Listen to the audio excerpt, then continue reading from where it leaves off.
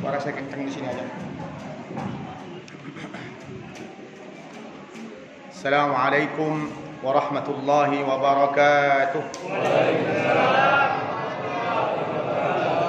Jalan-jalan beli opak lewat Kalimalang. Salamnya belum kompak. Boleh kita ulang? Assalamualaikum warahmatullahi wabarakatuh.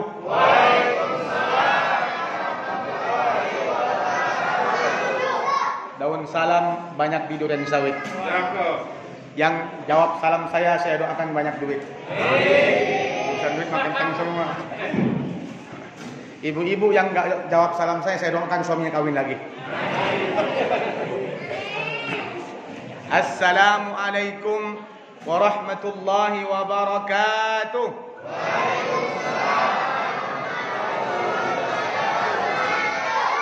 Alhamdulillah.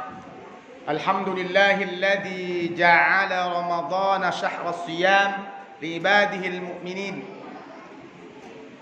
Wassalatu wassalamu ala sayyidina Muhammad asyrafil mursalin wa ala alihi wa sahbihi ajmain, amma ba'du. Hadratul mukarramin, bapak-bapak, ibu-ibu, hadirin wal hadirat, segenap jamaah Masjid Al-Manar yang mudah-mudahan semuanya sehat, panjang umur, terutama imam kita Ustadz Izzi, Bapak Ketua kita Bapak Haji Dedi, panjang umur sampai hari kiamat. Yang lain mati semua, tinggal beliau sendirian.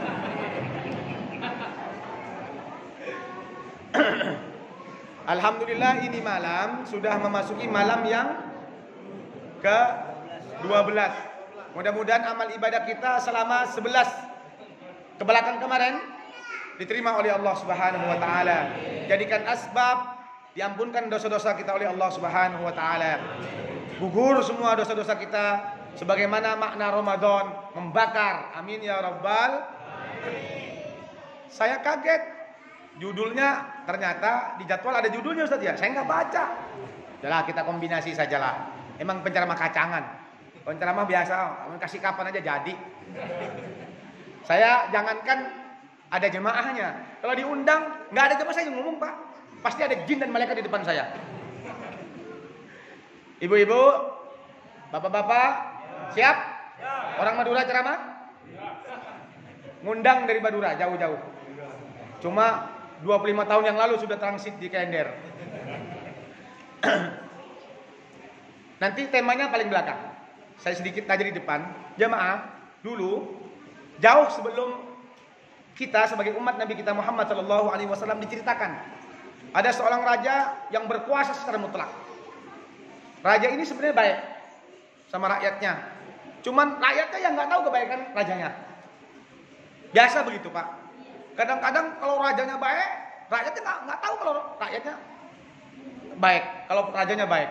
Kadang-kadang rakyat penguasanya dolim, merasanya enak banget gitu. Karena urusan dunia mulu.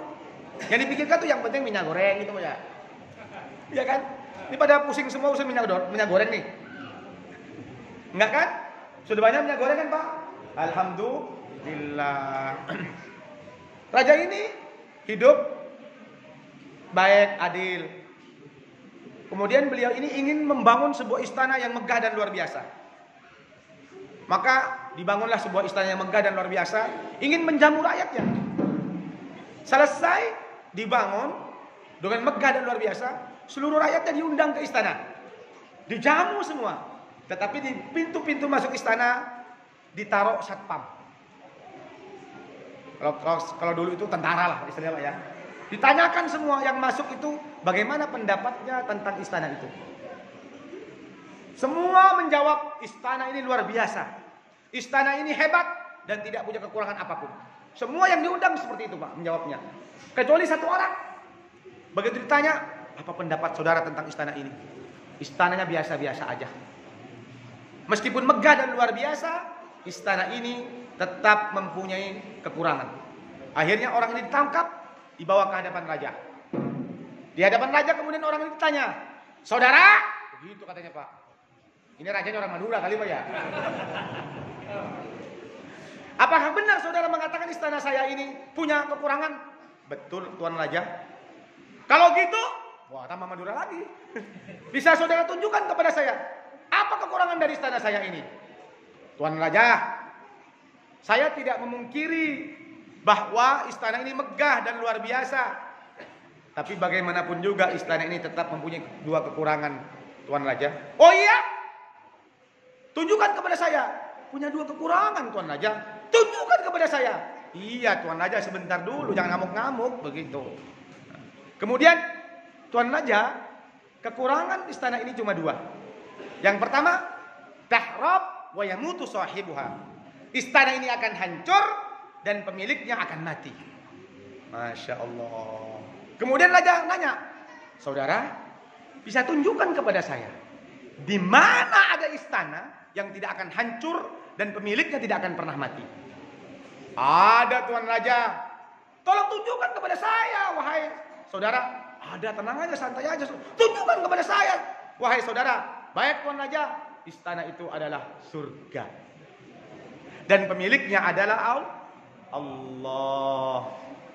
Mendengar nasihat semacam ini, Tuan Raja turun tahta, mengundurkan diri, kemudian hidup zuhud, terus taat ibadah kepada Allah Subhanahu wa taala hingga pada akhirnya mati dalam keadaan husnul khatimah. Mudah-mudahan kita semua seperti ini. Amin ya rabbal alamin.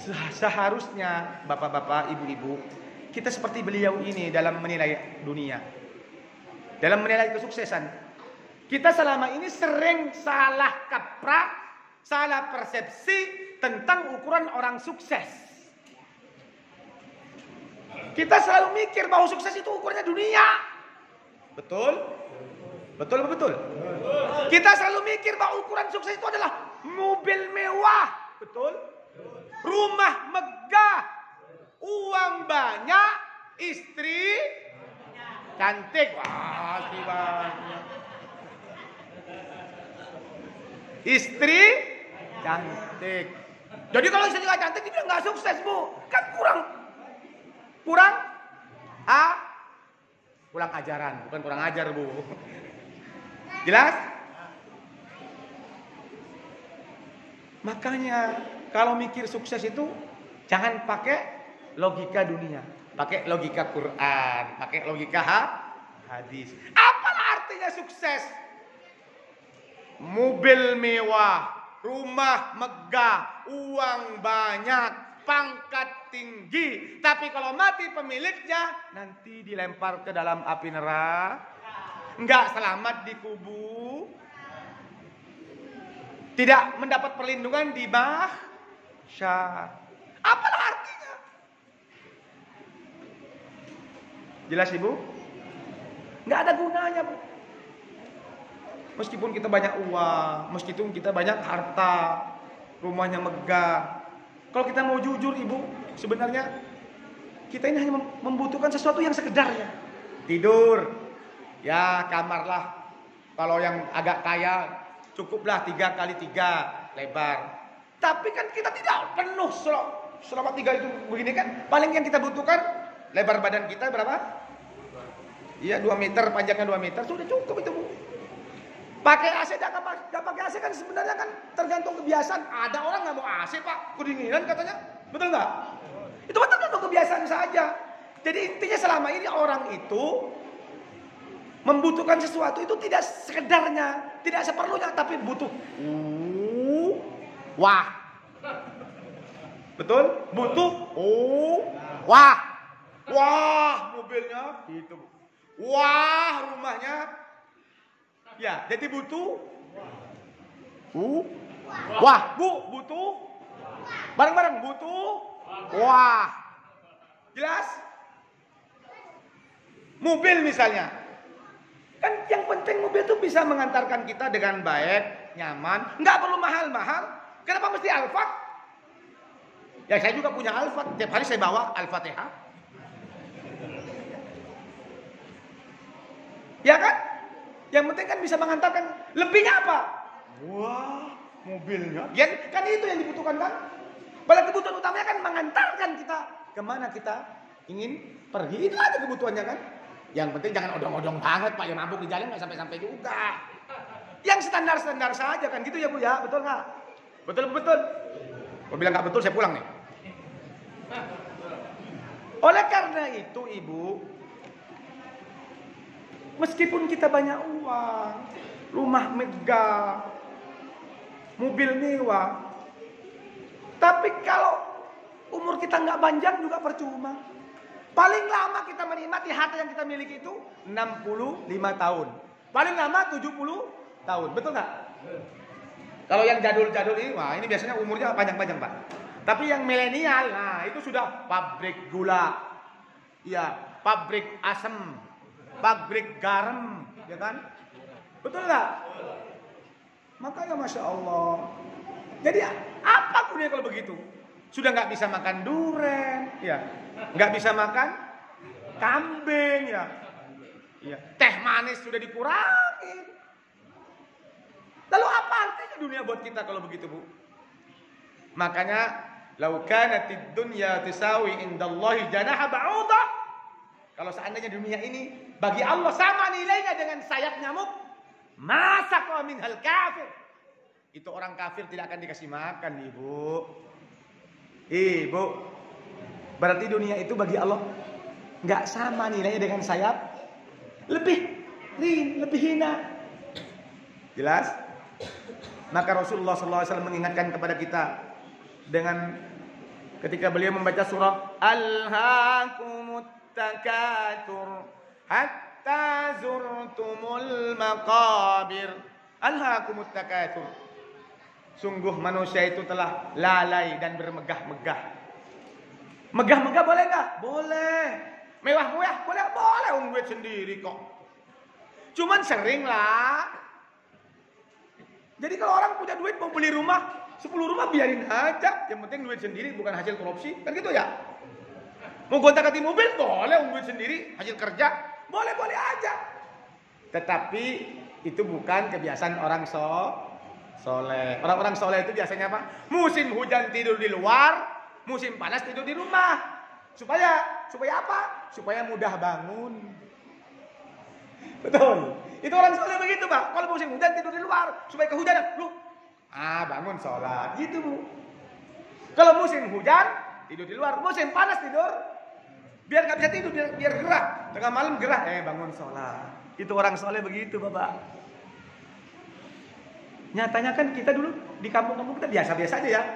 Setelah sampai di Jakarta ngeliatin orang keren kan jadi pengen ingin keren kan, betul nggak Pak? Betul nggak? Berarti kan mindset cara berpikir saja yang dirubah kan, betul nggak?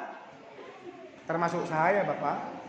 Saya mah dulu di rumah di Madura main layangan, main karapan sapi, ya sampai Jakarta sudah tetap masih sama aja, masih kontraktor. Setiap kontrak jual motor gitu maksud saya. Jadi kata Nabi banyak orang itu lalai karena bermegah-megahan. Bahkan lalai itu sampai ketika ngantar orang kubur. La ilaha illallah, la ilaha illallah, la ilaha illallah, Muhammadur Rasulullah. Bareng-bareng.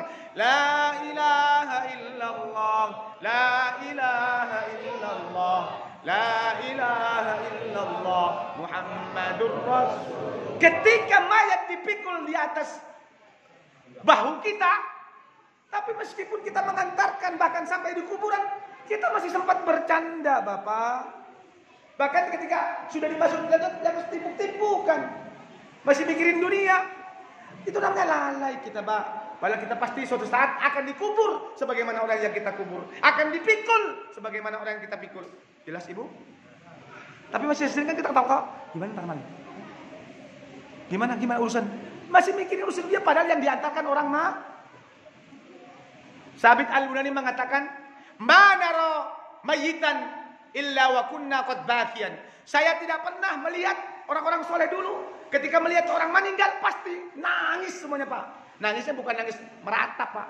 Nangis karena begitu dekatnya dengan kematian. Ada juga yang nangis, ya istri meninggal nangis sambil ngelihat mana ya gantinya ya gitu Pak. Lalu kemudian Nabi melanjutkan Ya ibna Adam, malaka min malika illa ma akalta fa'ablait. Wahai manusia, kamu tidak akan menikmati dari harta yang kamu miliki itu kecuali yang kamu makan kemudian jadi kotoran. Betul, Bu? Seberapapun harta kekayaan kita, mobil kita, paling yang kita nikmati yang kita makan. Betul? Yang kita makan sedikit, paling banyak 1 piring 3 kali berarti 3 piring. Bisa nambah 1 piring setengah. Ada yang bisa 3 piring makan? Ada. Seenak apapun, ya sudah, paling sampai di mulut, selebihnya jadi kotoran. Itu milik kita. Itu yang kita nikmati. Au labista fa'afnain, atau diberikan pakaian, rumah, mobil. Tapi bagaimanapun juga pasti akan hancur kalau enggak kita hancur duluan. Ya kan? Nahnu wa ma milkuna milkul lillah. Kita dan apa-apa yang kita miliki itu adalah milik Allah Subhanahu wa taala. Maka kapan saja Allah ambil bisa. Allah bisa ambil kita duluan, atau Allah ambil milik-milik kita, istri kita milik Allah. Ya, ciptaan Allah, harta kita ciptaan Allah. Bisa hartanya yang ambil duluan, bisa anak yang diambil duluan, bisa apanya yang ambil duluan, dan bisa kita duluan. Oleh karena itu para ulama mengatakan, ma qaddarta maluka. Apa yang kamu infakkan itu yang menjadi milikmu. Wa ma akharta lil warithi, dan hartamu yang kamu tinggalkan, kamu mati, itu sudah bukan punya kamu, tapi punya anak istrimu. Jelas? Jelas? Bu, harta yang kita nikmati itu adalah harta yang kita sedekahkan. Kalau yang tertinggal itu sudah bukan punya kita lagi, kita sudah tidak bisa menikmatinya. Itu punya A, punya is. Kalau kawin lagi, dipakai sama suami barunya. Jelas? Makanya kalau pengen harta kita betul-betul bermanfaat kepada kita, infakkan. Jangan sampai kita ingin membahagiakan anak dan istri, tapi kita lupa kebahagiaan kita di akhirat. Halo? Jelas? Jangan sampai gara-gara kita ingin membahagiakan anak dan istri, lupa kebahagiaan kita di akhirat. Anak kita dikasih semuanya, padahal nanti di akhirat apa? Apa nanti? Yauma yafirrul mar'u min akhi. Nanti di akhirat bapak nggak bisa nolong ibu, anak nggak bisa nolong bapak juga nggak bisa nolong anak, sendiri-sendiri. Maka dari sekarang cari bekal yang banyak untuk diri kita Jelas? Jelas Ibu? Yuk, gunakan Ramadan kali ini bersungguh-sungguh bertaubat kepada Allah Subhanahu wa taala. Perbanyak baca istighfar, terutama sebelum sahur ya. Istighfar dibaca. Astaghfirullah Rabbal baraya. Astaghfirullah minal khataya. Bareng-bareng. Astaghfirullah Rabbal baraya. Astaghfirullah minal khataya. Mudah-mudahan dosa-dosa kita di malam ke-11, 12 ini diampunkan oleh Allah Subhanahu wa taala. Amin ya rabbal alamin. Tapi meskipun demikian Ibu, meskipun kita harus banyak istighfar, banyak beramal, harus pakai ilmu. Kata tadi judulnya kan berguru, ya kan? Hati-hati juga. Istighfar kalau nggak bisa putus saja. Astagfirullah, gitu ya. Nggak usah astagfirullahaladzim. Astagfirullahaladzim. Nah itu nggak boleh tuh. Itu namanya nggak berguru itu namanya. Karena Allah tuh al-azim, bukan al-azim. Jadi astaghfirullahalazim, azim, agung. Ya, bukan ajim, bukan begitu ya. Adonan itu kalau ajim itu, Bu. Jadi kalau nggak bisa cukup astaghfirullahalazim, astaghfirullahalazim gitu. Kalau nggak astagfirullah. Atau rabbighfirli ya Allah. Boleh Bu? Ayo. Rabbighfirli ya Allah. Rabbighfirli wali walidayya. Boleh. Rabbighfirli wali walidayya. Boleh cukup. Pendek-pendek tapi bermanfaat. Sedikit tapi memberatkan timbangan. Alhamdulillah. Tapi kalau baca yang panjang kalau salah-salah gimana? Dikir juga hati-hati. La ilaha illallah. Awas banting. Di ujung dibanting. Ini kan masalah ilmu, masalah baca Quran, masalah baca amal. Dibanting di ujungnya. La ilaha illallah, la ilaha illallah. Bukan la ilaha illallah, la ilaha illallah. Itu salah semua. Saya teriakin nih. Mau ustadz kek, mau habib kek, mau kiai kek, mau ulama kek. Kalau bacaannya la ilaha illallah, la ilaha illallah. Salah. Sesat itu, gak benar bacaannya, jelas? Karena asal begini nih, la ilaha illallahu, kan? Kalau asal kan la ilaha illallahu, maka ada dua kemungkinan, hidupkan atau Matikan. Kalau dimatikan, la ilaha illallah, la ilaha illallah, la ilaha illallah. Jelas? Jelas? Termasuk subhanallah, subhanallah. Bukan subhanallah, subhanallah, subhanallah. Itu bukan Allah. Allah. Siapa Allah? Nah, ini hati-hati. Hati ya. Saya ingatkan. Ini yang disebut dengan beramal dengan ilmu. Salat pakai ilmu, zikir pakai ilmu, baca Quran pakai ilmu. Kalau tidak, amalnya tidak akan diterima oleh Allah Subhanahu wa taala. Jelas? Hati-hati ya. Istighfar hati-hati, tahlil juga hati-hati, apalagi yang biasa. Nah, ini hati-hati yang muadzin nih. Jangan mentang-mentang ada di TV, mentang-mentang muncul dari di Saudi kemudian diikut-ikutin, jangan. Misalnya akbar itu harus pendek, akbar. Enggak boleh akbar gitu ya. Karena akbar artinya apa? Gendang. Jadi kalau akbar itu gendang, kalau akbar itu Allah Maha Agung. Jadi kalau orang baca begini enggak boleh. Allahu Akbar, Allahu Akbar. Nah, itu artinya Allah gendang namanya. Jelas? Jelas? Ini pakai ilmu. Demikian juga salat subuh. Apa katanya? As-salatu khairum minan naum. Begitu bukan naum, bukan begitu. Mentang-mentangan di TV ikutin semua. Itu kan kalau dalam bahasa Al-Qur'an itu namanya alif lis sukun. Ya, habis ada mati, huruf mati baru. Jadi dipanjangkan. Hadaral maut. Kan begitu kan? Sama dengan as-salatu khairum minan naum. Begitu. Ada yang bilang, Ustaz, kalau naum itu suruh nanti orang tidur lagi kan, maka dibentak. Naum, biar bangun katanya. Waduh, ini mah bukan ilmu lagi, ini mah ngaco. Jelas, Pak? Jadi semuanya harus pakai Yuk, beramal enggak perlu muluk-muluk. Beribadah tidak perlu emosi dan egois, ini penting. Saya alhamdulillah Masjid Al-Manar enggak kencang-kencang speakernya Pak ya. Standar. Itu kok orang kencang-kencang jam 2:30 sudah sahur. Itu emosi Pak, egois itu. Serius.